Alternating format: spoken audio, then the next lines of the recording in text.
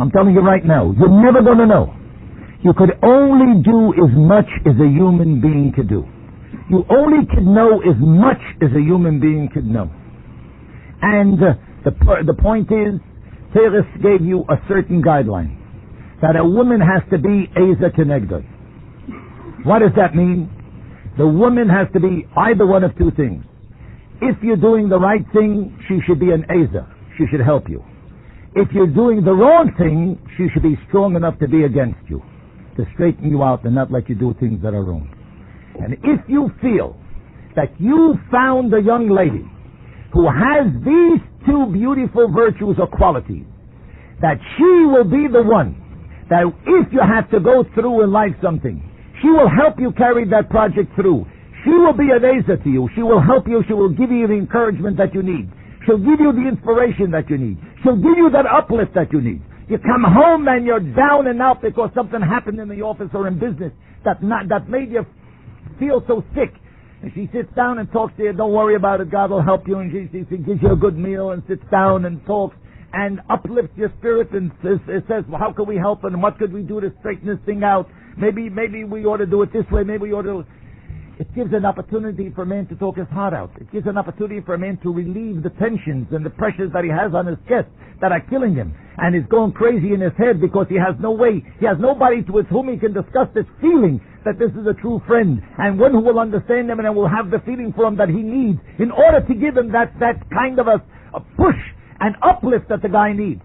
And if, God forbid, this guy is a guy that's doing the wrong thing, if he's drinking or he's on drugs, or if he's unfaithful, chas v'sholom, or something of this, she has to be the kind of a woman who has the guts and the strength and the stamina and the courage and the spunk to stand up to him and say, now listen, you're doing something wrong and I'm not going to stand for this. Either you're going to shape up or you're going to ship out. This kind of a husband I didn't pick. And if you think you're going to keep going to the racehorses, or you're going to keep going to Atlantic City, or you're going to keep on drinking, or you're going to keep on doing some other miserable things in life, I'm telling you right now that just forget about it. And I want you to know that I have situations on hand at this very moment, as I stand and talk to you in my office, where there is a separation of mothers, wives and children from the husband. And they are justifying what they have done. There was no way in the world that they could put up any more with what they put up. Okay? There are situations where women go wacky, crazy, literally crazy, and decide all of a sudden after a number of years with a couple of kids in a house, he's no more good for her. But you were in love. You lived such a beautiful life. The man worked like a horse for you. He gave you everything you wanted in life. What happened? In this situation is a friend made her crazy. Made her crazy. Kept talking to her. And talked till she talked into her such things that made her nuts. And she threw on this husband a certain dislike for no good reason in the world. And it's the most crying shame that you could ever find. It's the most heartbreaking situation. Who are the victims? The kids. The kids are the victims. These are two old, immature people. Whatever will be with them will be with them. But never the poor little kids. Why should they never suffer? Why should they never have to go through this? I had a woman in my office today whose husband is on drugs. And when she married him, they warned her that this guy is on drugs. And she felt that she'll break him out of it. A rich woman. And she didn't break him out of it. And now there's a question. There's a little kid of 5.5 years old. And she sits and cries because of the kids. And of course this guy went off somewhere. They put him in a treatment center. And he came home and he wants to come back in. And the question was, should she take him back or shouldn't she take him back? And it's a whole bit and what was she crying about? She said, I'll tell you, as far as I'm concerned, I'm not worried. But what am I going to do? This little kid of mine needs a father. This little kid of mine keeps talking to me about her daddy. And I haven't got a daddy for her. Her daddy is no good. Her daddy is a drug addict. What should I do? So there has to be the connector. When we were trying to talk to her, this woman, she should have the strength and the courage to tell Adkan, this is it. You have to get divorced and you have to start life anew. This is a young woman who could start life anew. But this is what life could bring with it. So you never know. When you start out in life, you think everything is hunky-dory. When you start out in life, everything is beautiful. It's kuchkala muchkala. Everybody loves each other. It's so wonderful. And all of a sudden, everything turns sour. And you don't know where it comes from and where it turns out to be this bitter pill that you have to swallow. The one very important thing that I want to tell you is that when Torah tells us that Al Ken Yazav Ish Esav Vesimai V'Davat V'Ishtay V'Hoyu L'Vosar Echad, why did the Torah have to say Al Ken Yazav Ish Esav Vesimai? Why did it have to say that? I mean, don't we understand that if he's going to go to live with a wife, that he's going to leave his father and mother? Isn't that so? Why does it have to say Al Ken Yazav Ish Esav Vesimai? The answer is that there are certain people who make two serious mistakes in life. One is the fact that they want to formulate their life after their mother or father. You shouldn't look for a woman who is in your mother's image. You have to look for a woman who is in her own image. And if in her own image, you will love her and be attracted to her. And okay. Yazav Isha Soda Vesimai. The second thing that they do, they take their father and mother along with them. What does that mean? That they are married, but they are not married. They are married, but they took along their father. She took along her father, he took along his father, and it becomes a whole chanafter over there, a whole geschäft. That's a regular army. What is this? The mother-in-law mixes in, and the mother mixes in, and the son, the father, goes to my son. What are you doing to my son? What's your business, mister? What's your business? He was old enough to get married. Stick your nose out of the business. You got married. Live over there where you're laying, over there with your wife, and stop bothering other people. What are you bothering him? What do you come tell him what to do? What do you got to tell him what to do? I got to tell you from my own personal experience here. When I got married, it was just after the war, 1946. I got married, and 45, 46, and at that time it was hard to get an apartment. And my father-in-law, God bless him, had a little house in East New York, and he had a tenant, and the tenant moved out. He made him move out. He asked him to move because he wanted to give his children an apartment. And of course the rent was right. I don't have to tell you. My father-in-law, I paid him as much as you're paying me now. So that was it. So I figured, so I'm getting right away a good start, right? Okay. So we started out.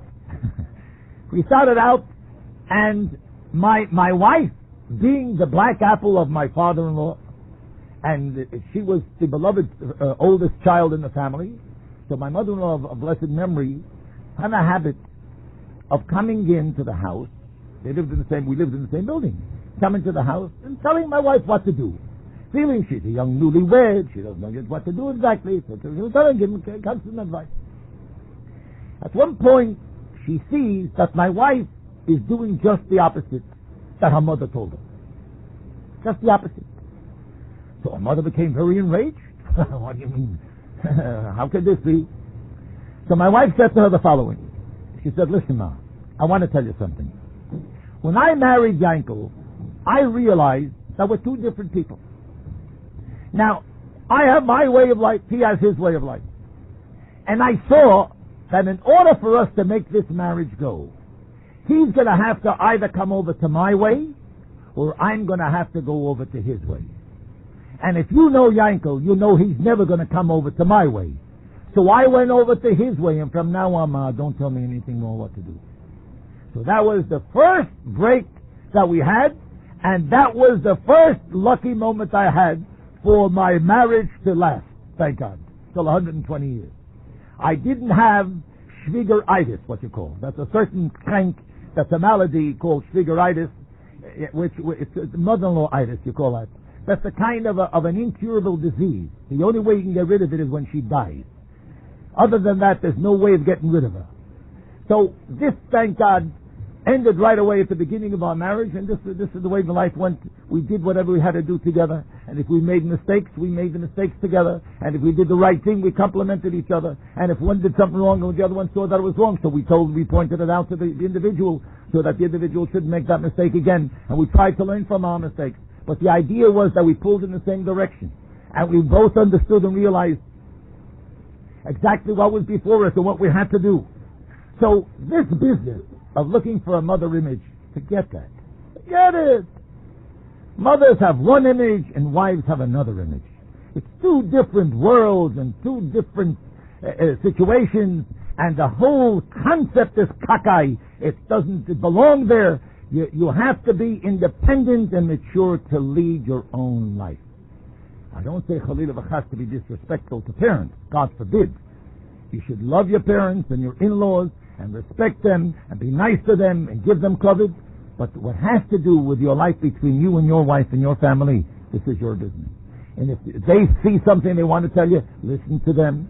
And if it's good, accept it. If it's no good, say thank you very much, and you do what you want to do anyway. You don't do what they tell you because you know that they don't know what they're talking about. They feel the good when they tell it to you. Gesund to hate, as long as they enjoy it. But the idea is that it has to be an individuality, an independence of a husband and wife. And this is the way you build your life together. And this is the way you set your goals in life together. This is the way parents have different goals. When they, maybe 50 years or 100 years ago, when they got married, it was different. Today we have different goals. The world is different. I mean, if any of these people, if my parents woke up today and took a look at the world today, I think they'd die right away, because they wouldn't understand how you can live in this world from the world that they lived in. It's a whole different approach to life. Everything is totally different. The needs are different. The demands are different. The respectability is different. The whole situation is different. The whole concept of marriage is different. The whole concept of marriage is different. Marriage in the Hebrew language is Kedushin. Kedushin. Why is it called Kedushin? Hareyat mukudeshesli. It doesn't say Hareyat nisuali. It says Hareyat mukudeshesli. You are sanctified unto me. Just like something which is holy. Something which is precious. There's a metamorphosis that takes place in a boy and a girl from the time that they date to the time they put the ring on and say Arayat Nikudeshikli. What is the metamorphosis? When they're dating, they are always on their best. It's a funny thing. You can't find anything wrong with them. She's beautiful. She's always she always is kind. She talks softly and beautifully. She always acts very graciously. Everything. And the same thing with the guy. He's always on his best. Acting all the way. Most of them are doing an act. To see which one could swap the other guy, to slap him the other guy quicker. You understand? To make the other one fall for them. This is what the whole business is, a game. So it's a challenge. You know, me against you. We'll see who'll make room to bow to the other one first. And yet they're always on their best, no matter how long or how many times they go out or how many times they meet. It's always so beautiful, so wonderful, so darling. The minute the guy puts the ring on the finger, everything is different. He caught it. You see, the bait worked. He got the fish. He's no more challenge. Oh, no more challenge. Now he's Balabas. He's sitting on the horse already. Now he's already a Kanaka. Now he begins to reveal his inner operations and what he really is. That's why if anybody is going to tell you that you can tell what a woman is when you go out dating, forget it. Forget it. You're not going to know. You can't know. In 99 out of 100 cases, you're not going to know. Okay?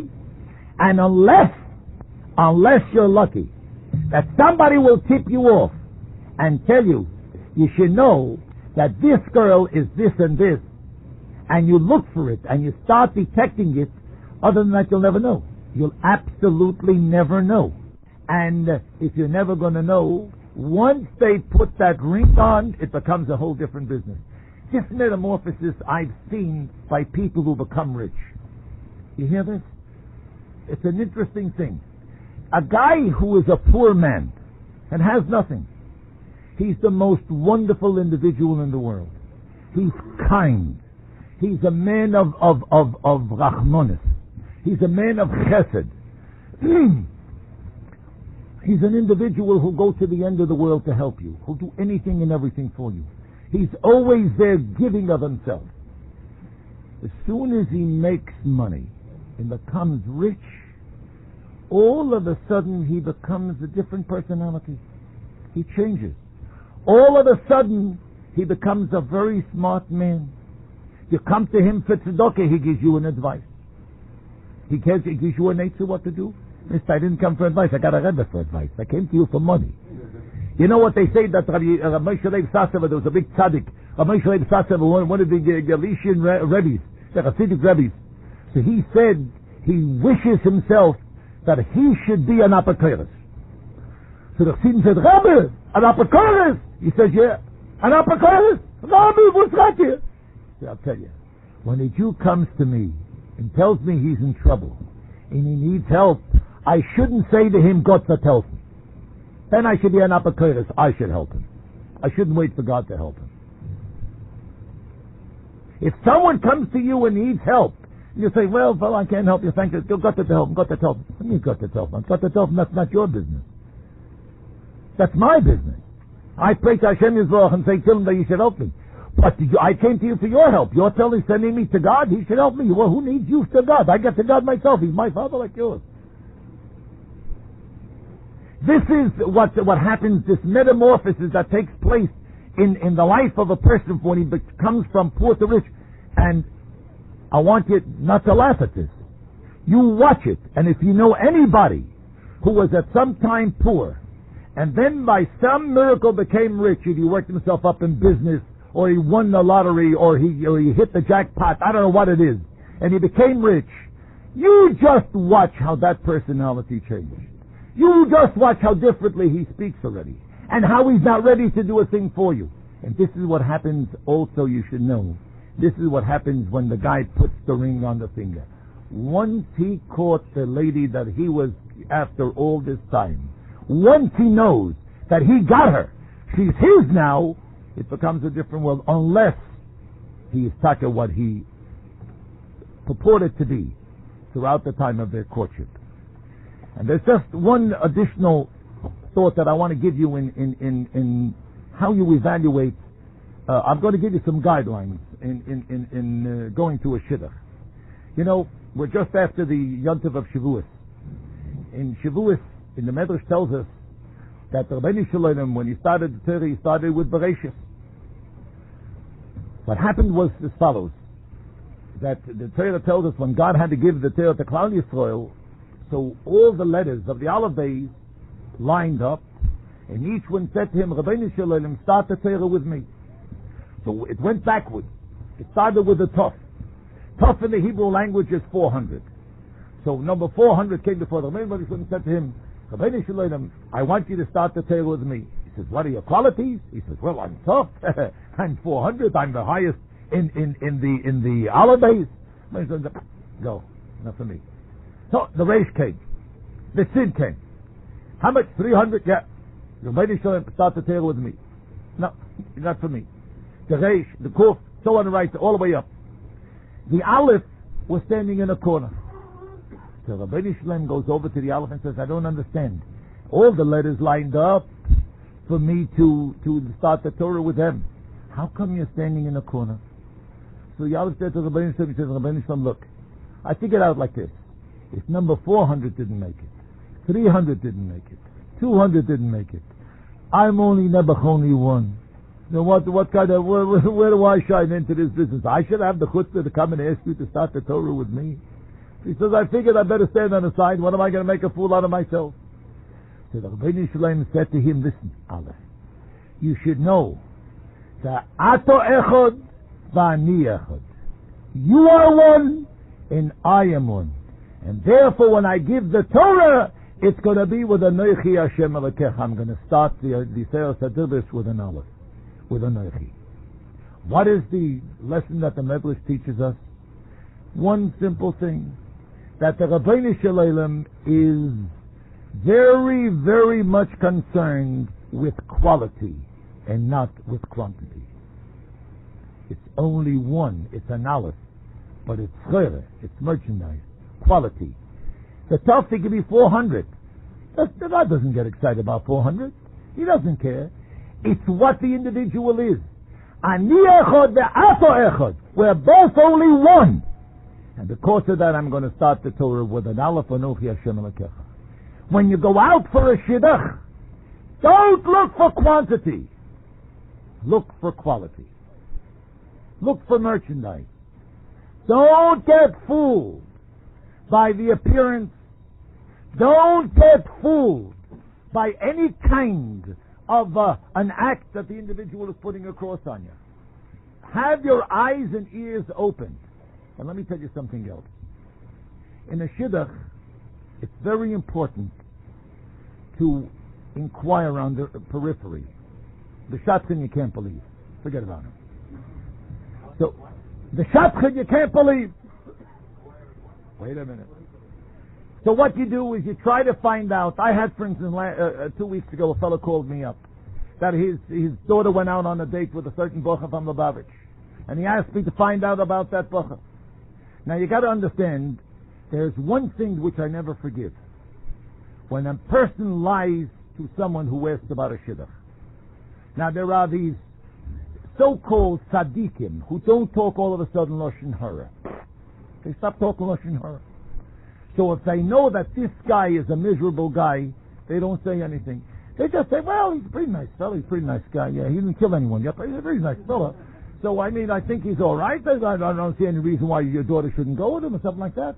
Later to find out either he's sick or he's sedate or something else is wrong with him and things of that sort. This is the most vicious thing that people could do. And they try to tell you they cloak it. You're not allowed to say anything bad in the shidduch. Can't say bad. What do you mean not allowed to say bad?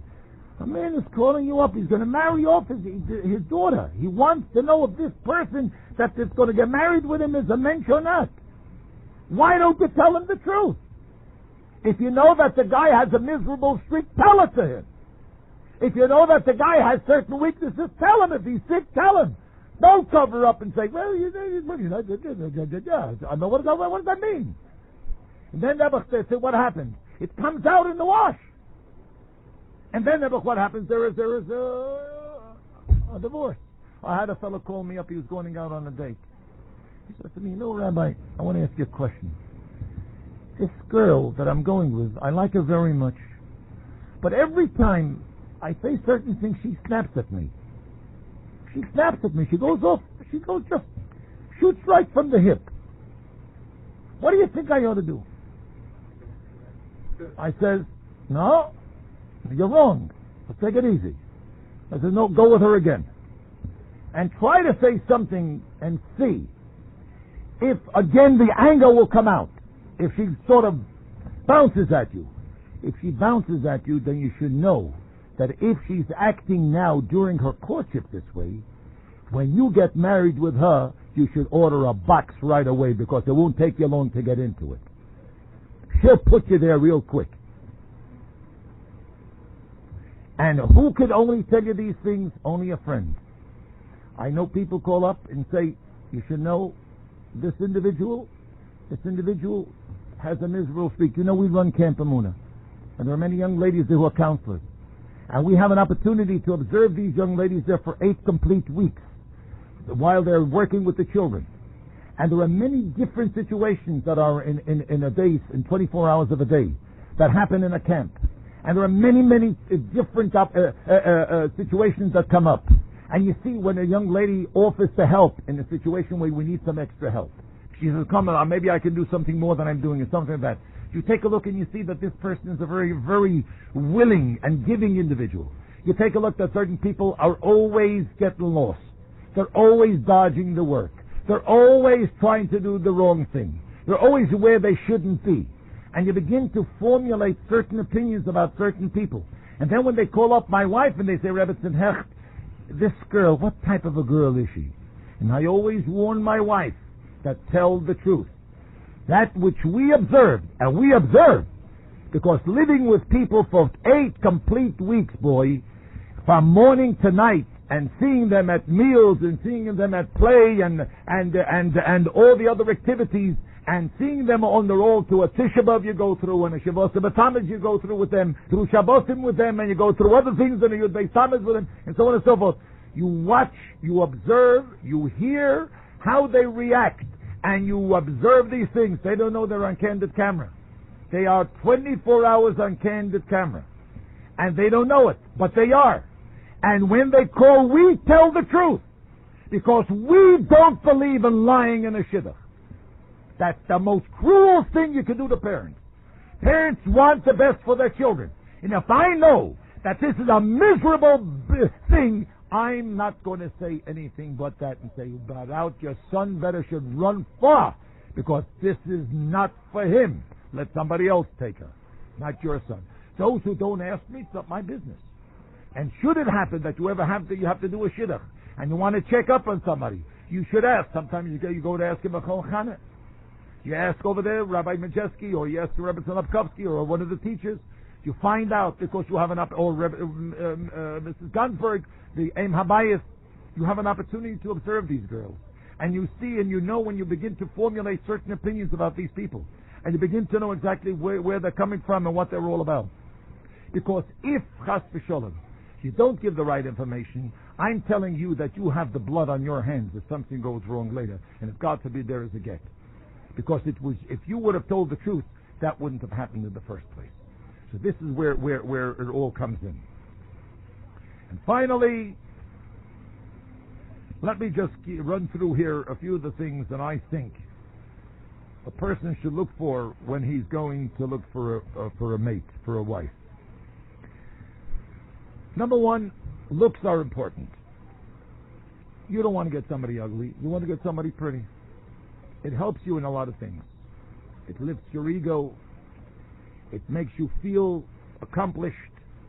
You're not ashamed.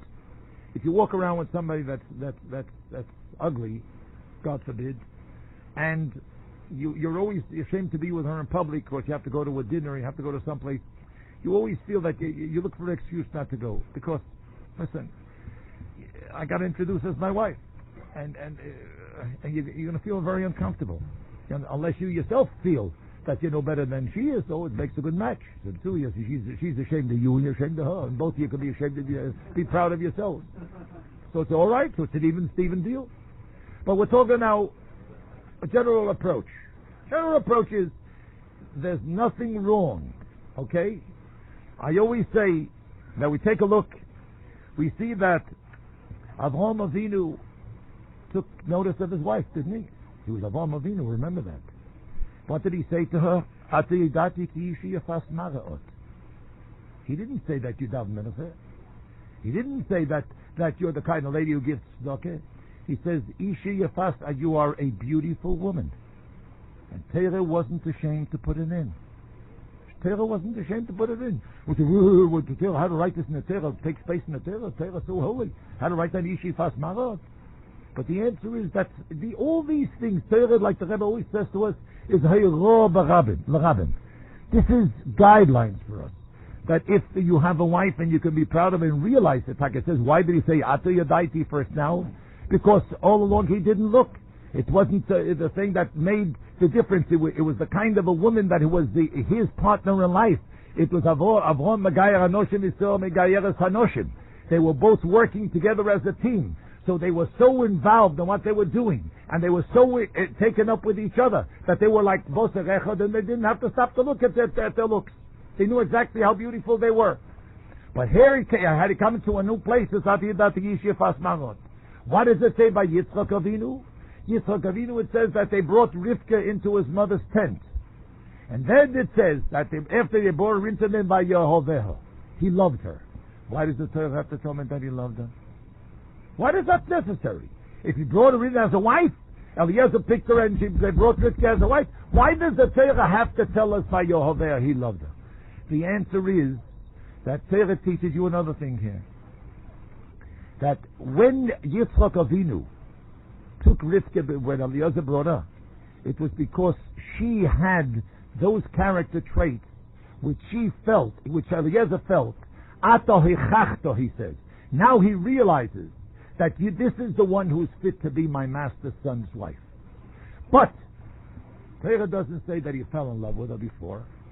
After they lived together, they were in the mother's tent and they were a husband and wife. As they got older, by Yehoveha, he loved her more. As you live on in married life, if you appreciate each other, your love grows with you. It's not that you say, well, I'm married already for 30 years, I'm married 40 years. What? Doesn't work like that.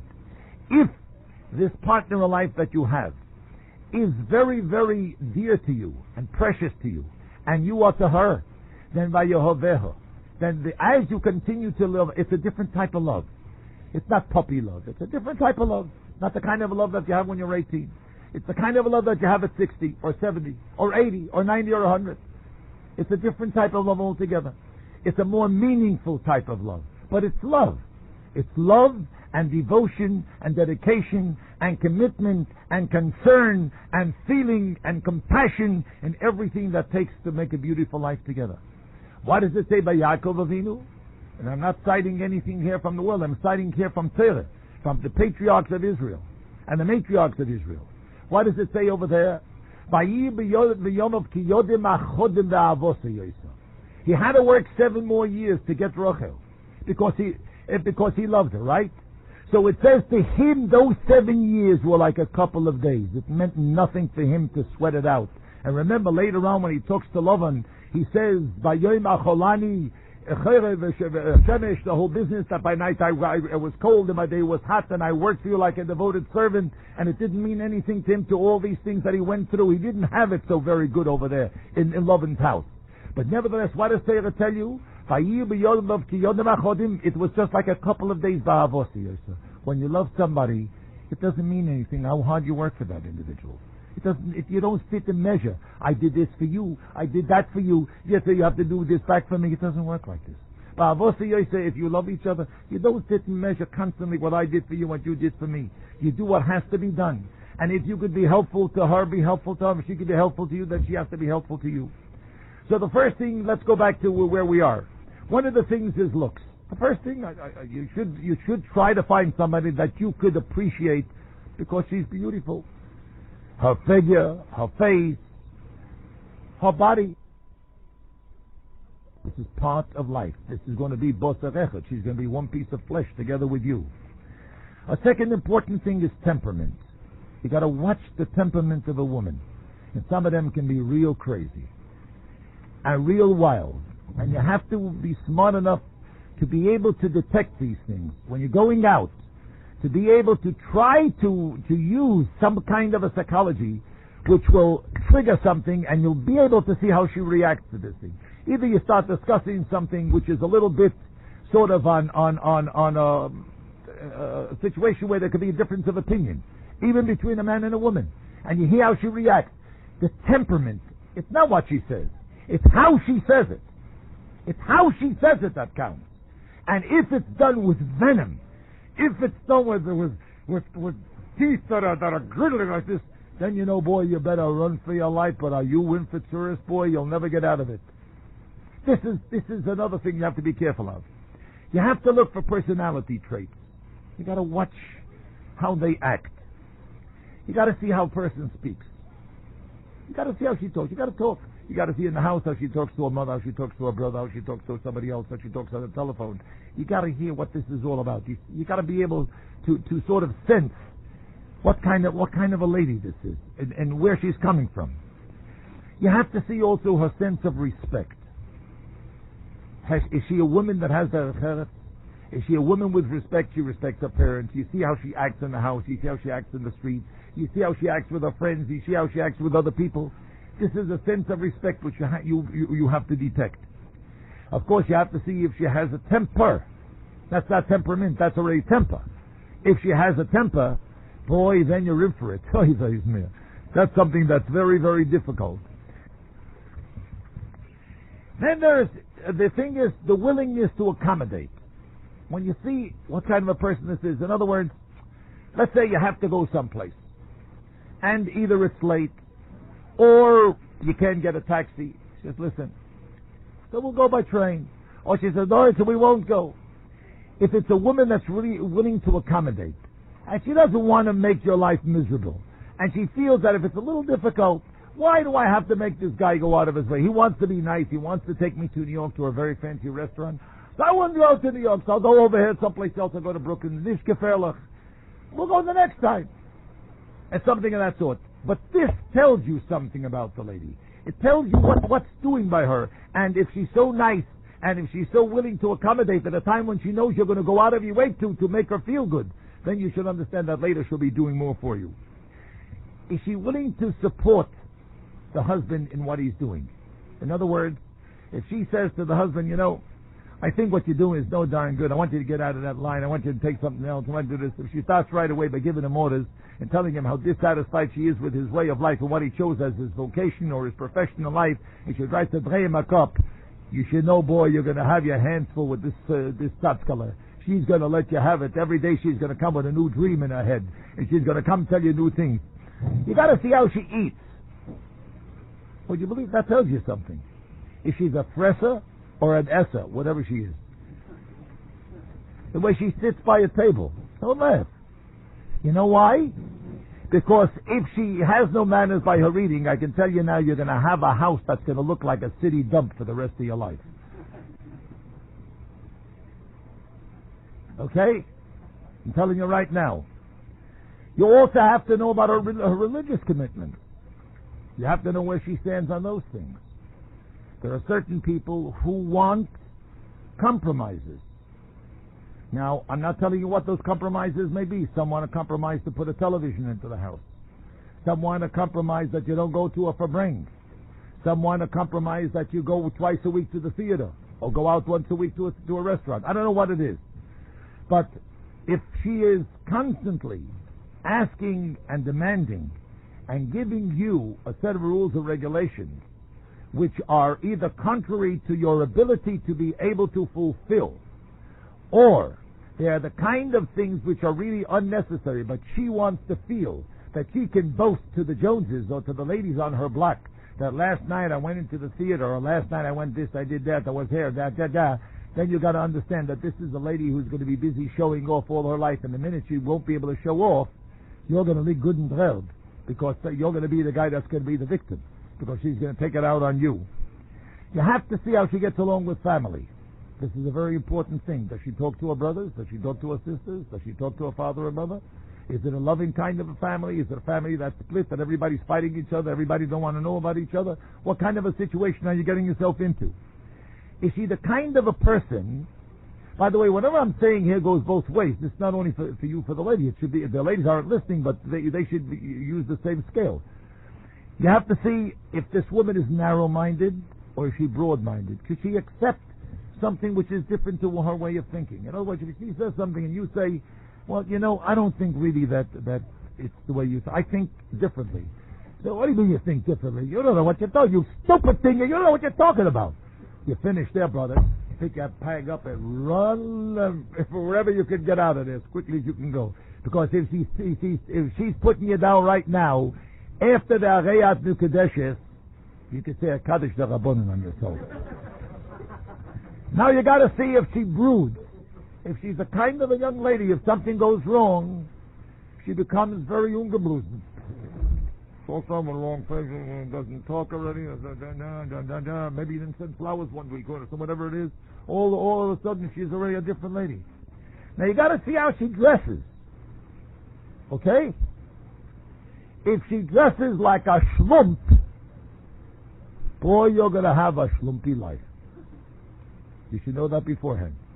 Because if during her courtship she doesn't know that the most important thing is to present herself in the most beautiful way that she could in order to make an impression on the fellow that she's going out with, then you should know that after she's going to get married, she figures what she got to lose now.